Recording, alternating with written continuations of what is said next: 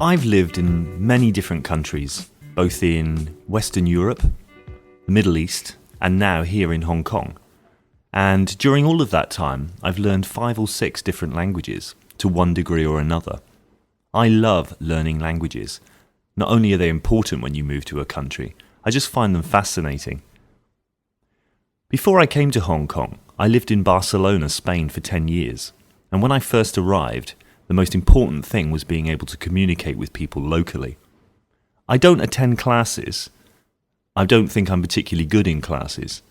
I prefer to learn by just talking to people, finding out what I need to say by looking at dictionaries and listening carefully. Other things that helped me when I first moved to Spain were watching the typical kinds of programs we see every day on channels around the world. For example, the weather. This is great because they always say the same things, so you can really quickly hear the same words repeated again and again, and the pictures help, of course. Other types of program that helped me learn Spanish quickly were things like game shows, where the same thing happens. They have a catchphrase or a slogan that they repeat endlessly when contestants win or when they're called to compete. As well as that, I used to pick up the Spanish newspapers. First of all, I just accepted there was no way I was going to understand anything but 1 or 2 words. But gradually, I found that I learned lots of new things about this. I was interested because I wanted to know what was happening in the country I lived in. But I also knew that I could learn a lot of language this way. So I'd take a dictionary with me sometimes, or I'd notice a word and I'd ask other people what it meant.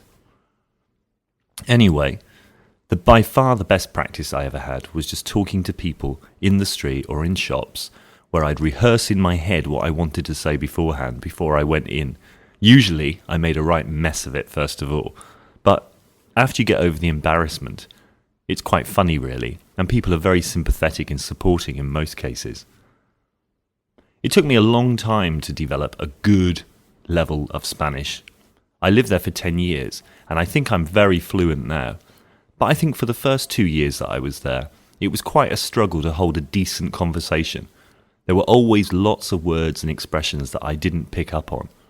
In particular were the colloquial expressions, idioms, that kind of thing, that people use in everyday talk, but you don't necessarily see written down. I didn't find those very easy to learn at all.